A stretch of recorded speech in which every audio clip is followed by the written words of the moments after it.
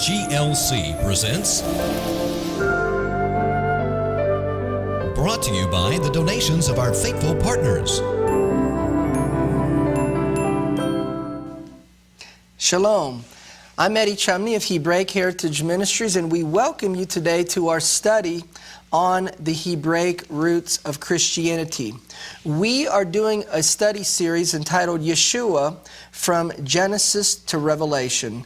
And this is program number 28 in the series, and today's program is entitled Redemption and Yeshua Being Glorified. Now, when we're studying the Hebraic roots of Christianity, we must remember to keep everything centered on Yeshua the Messiah, because we're told in Psalm chapter 40 verse 7, "Then said I, Lo, I come, in the volume of the book it is written of me." That verse is quoted in Hebrews in chapter 10 and verse 7, referring to Yeshua the Messiah. Then Yeshua himself said in Luke chapter 24 verse 27 and verse 44, "Beginning at Moses and all the prophets, he expounded unto them in all the scriptures the things concerning himself. He said unto them, These are the words which I spake unto you while I was yet with you, that all things must be fulfilled which were written in the Torah of Moses and in the prophets and in the Psalms concerning me." So Yeshua said that the Hebrew scriptures are written of him. So we are doing a study to understand how this is so. And first, in our study series, we saw how Yeshua is in the Torah, that Yeshua created the heavens and the earth. Yeshua made covenant with Abraham. Yeshua led the children of Israel out of Egypt. He was the rock that was with them in the wilderness. Yeshua is the lawgiver, and Yeshua is the bridegroom that entered into marriage with the house of Jacob, or the nation of Israel, his bride, at Mount Sinai. However, she was unfaithful and broke the covenant and went after other gods, and thus was exiled into the nations of the world.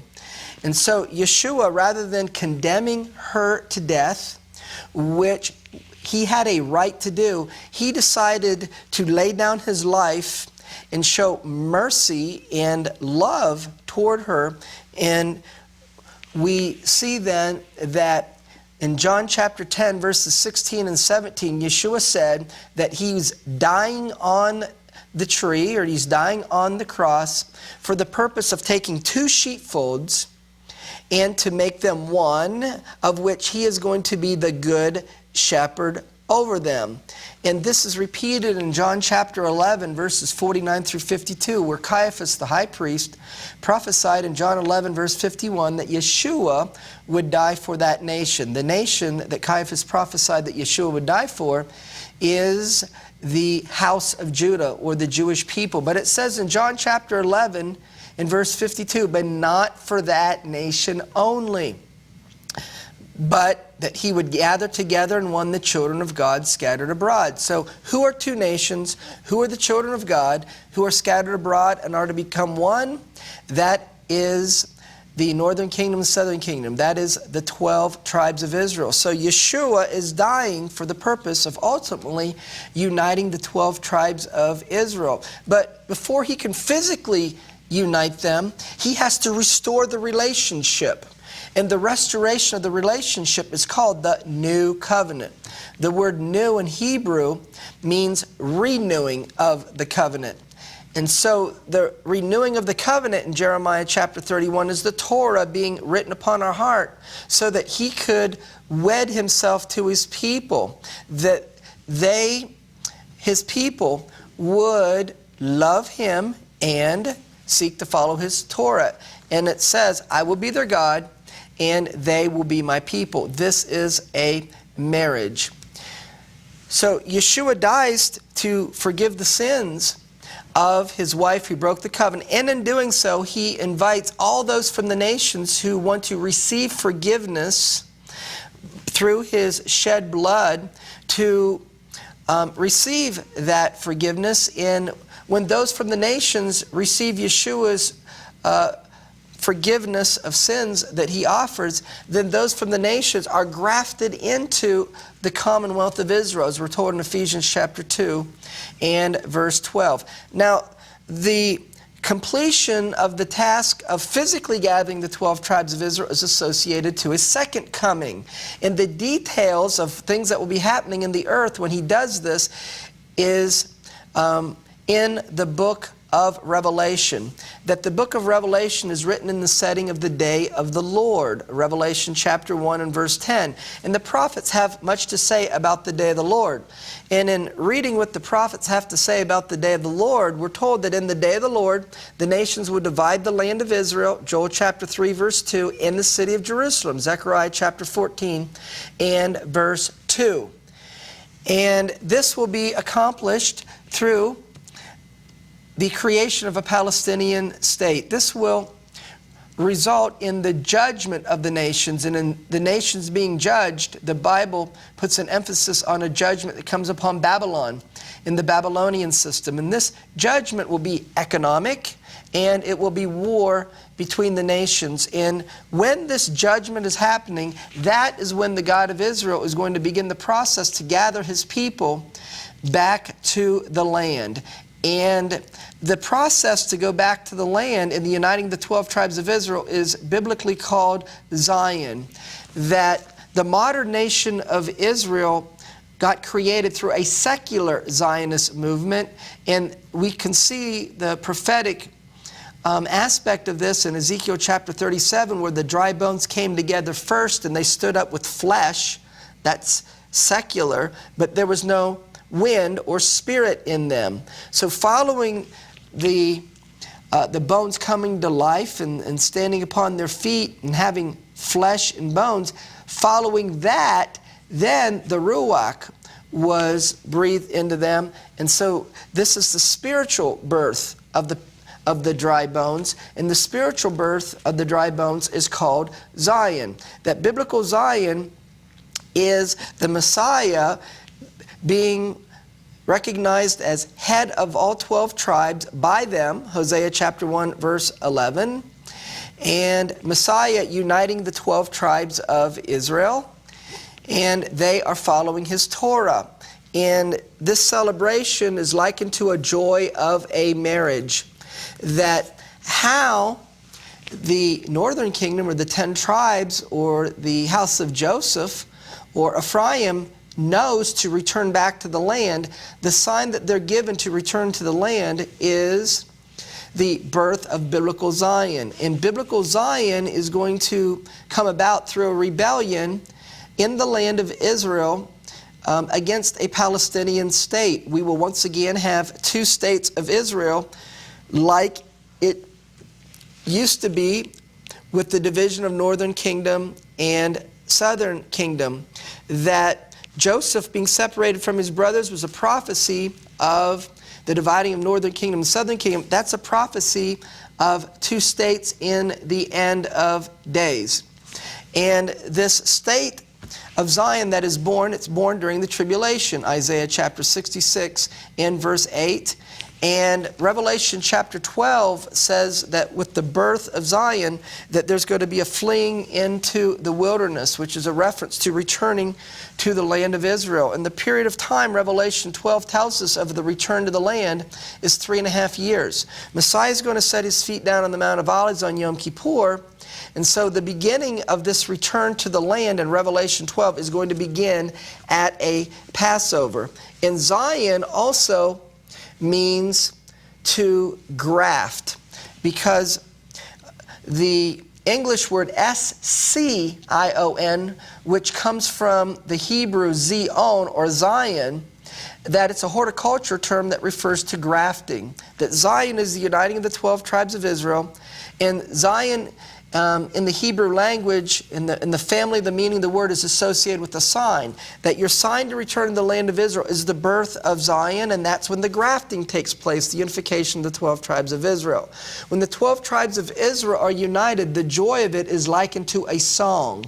So therefore, it's associated, Revelation chapter 15 verse 3, with the song of Moses in the song of the Lamb. Now in our last program we looked at the role of the 144,000. They are going to be the leaders in the return of the exiles of Israel back to the land. And their ministry is thematically associated with the Feast of Tabernacles. That the Feast of Tabernacles is a harvest festival, and spiritually, the gathering of the 12 tribes of Israel is likened to a harvest for the God of Israel.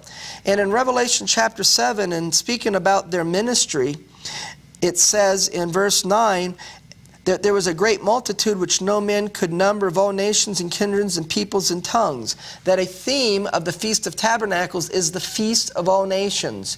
Because in Numbers chapter 29, that during the Feast of Tabernacles, those 7 days, there were 70 bullocks that were offered. And we see in Deuteronomy chapter 32 verse 8 that the God of Israel divided the nations according to the number of the children of Israel. And the number of the children of Israel that went into Egypt was 70, Exodus chapter 1 and verse 5. And so 70 is associated with the nations of the world. That is why in Zechariah chapter 14, beginning in verse 16, that all the nations are to go to Jerusalem during the Messianic era and to keep the Feast of Tabernacles. In Revelation chapter 7, verse 9, we see that this great multitude has palms in their hands.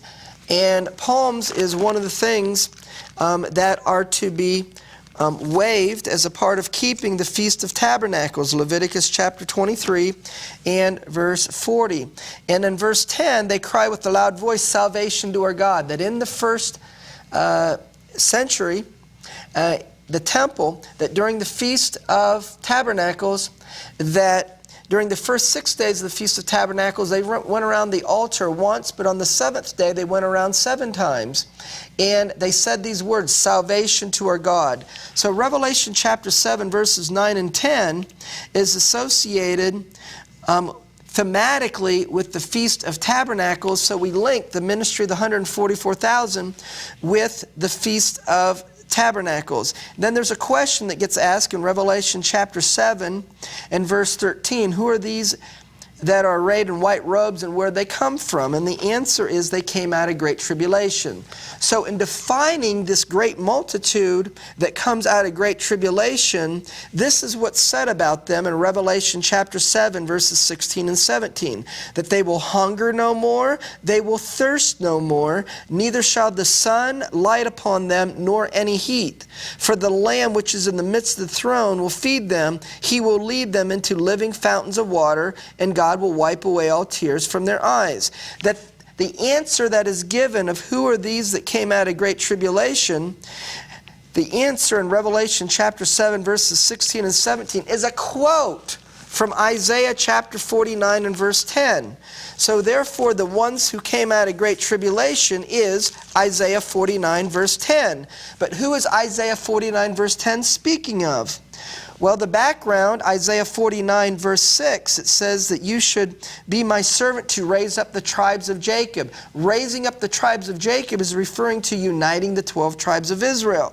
It says in Isaiah 49:9 that you may say to the prisoners, go forth. The prisoners are the exiles of Israel. Going forth is ending their exile. So the subject is raising up the tribes of Jacob and saying to the prisoners, go forth.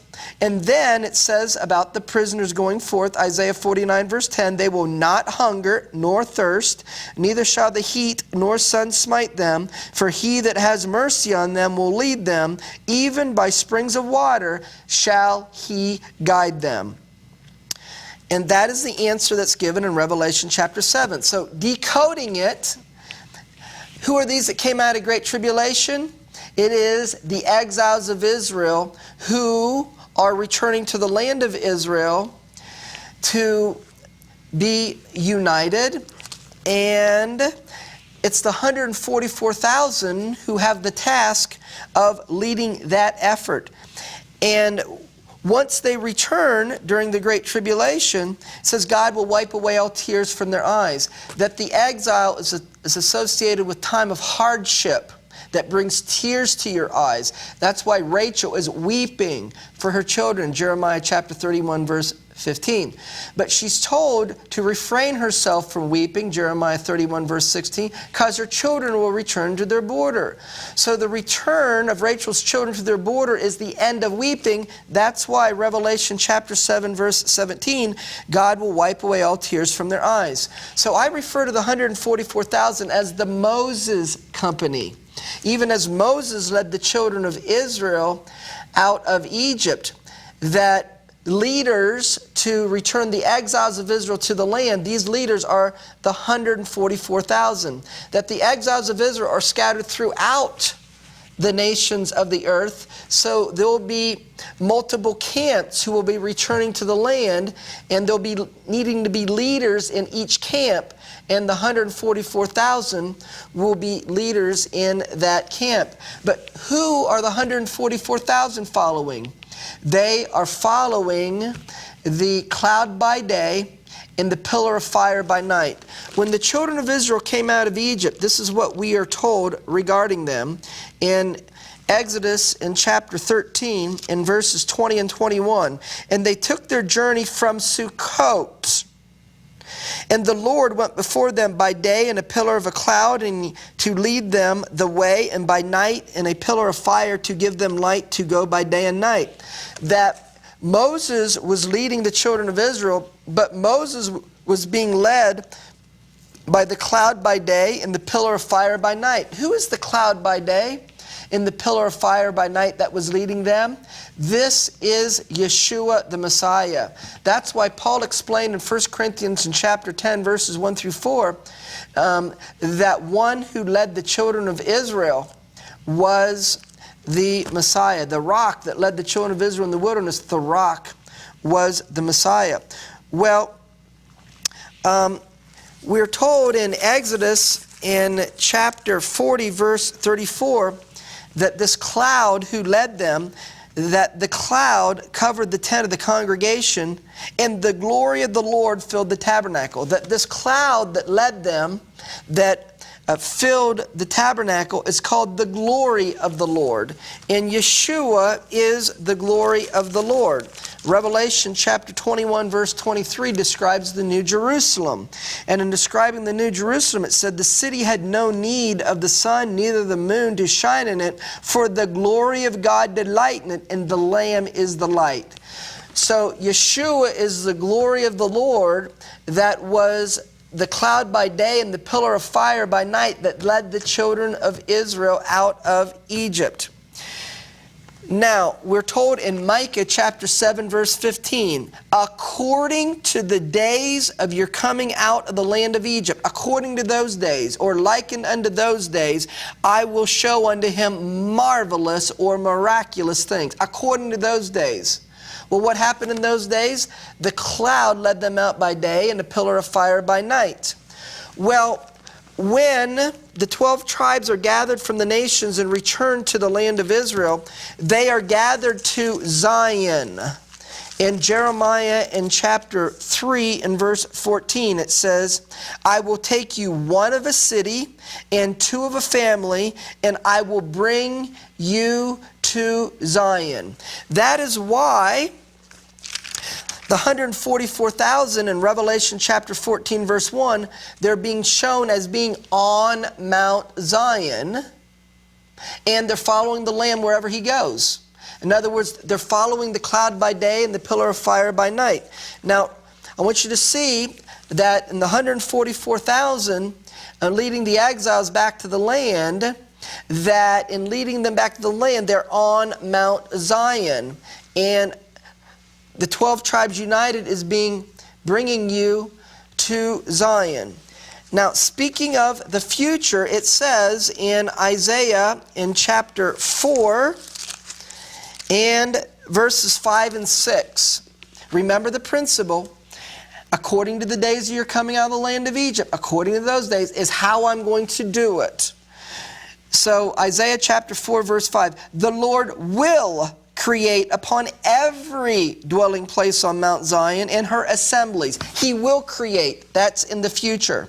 And Isaiah chapter 4 is written in the setting of the day of the Lord. It's referred to as through the phrase in that day in Isaiah chapter 4. But in the day of the Lord, he will create upon every dwelling place on Mount Zion and her assemblies. That means Mount Zion will have multiple assemblies. And so you have assembly in Texas. You have an assembly in California. You have assembly in England. You have assembly in South Africa and in Australia and New Zealand, etc. for the purpose of returning to the land, because you've seen the sign. You've seen the birth of the state of Zion. So the corporate name of all of these individual assemblies is called Mount Zion.